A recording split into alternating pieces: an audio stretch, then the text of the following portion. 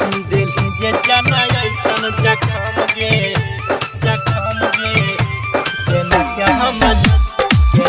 हम जीवो सनम गे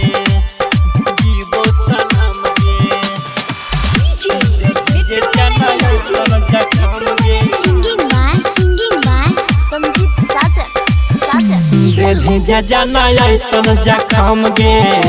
केना के हम जीवो सनम गे दिल जे जाना ऐसन जखम गे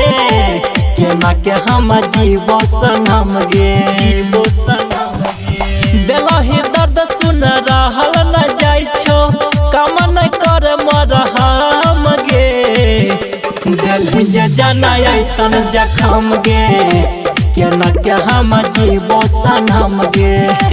दिल जे जाना ऐसन जखम गे केना के हम जीवो सनम गे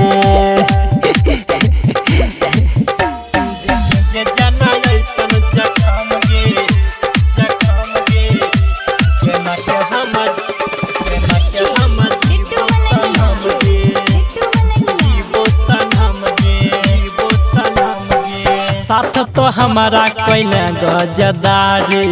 हंसत जिंदगी में दुख दिल भारी हंसत जिंदगी में दुख दिल भारी साथ तो हमारा कैले गजदारी हंसत जिंदगी में दुख दिल भारी छोड़ के जब से गेलही गे पगली याद सताब हरदम गे दिल जे जाना ऐसन जखम गे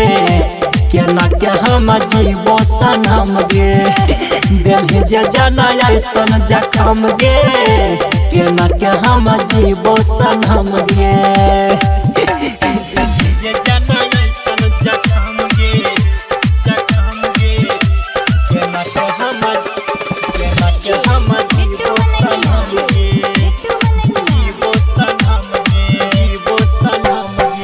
छोड़ के रहो त प्यार किया कैलही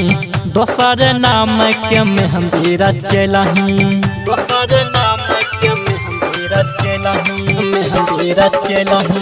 छोड़ के रहो त प्यार किया कैलही दोसर नाम के मेहंदी रचलही राकेश पंकज संजीत कहो कान छो हरदम गे दिल जे जाना ऐसन जखम गे केना के हम जीवो सनम गे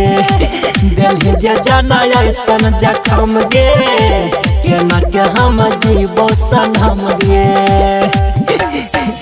साक्षी रिकॉर्डिंग स्टूडियो सोनामुखी बाजार।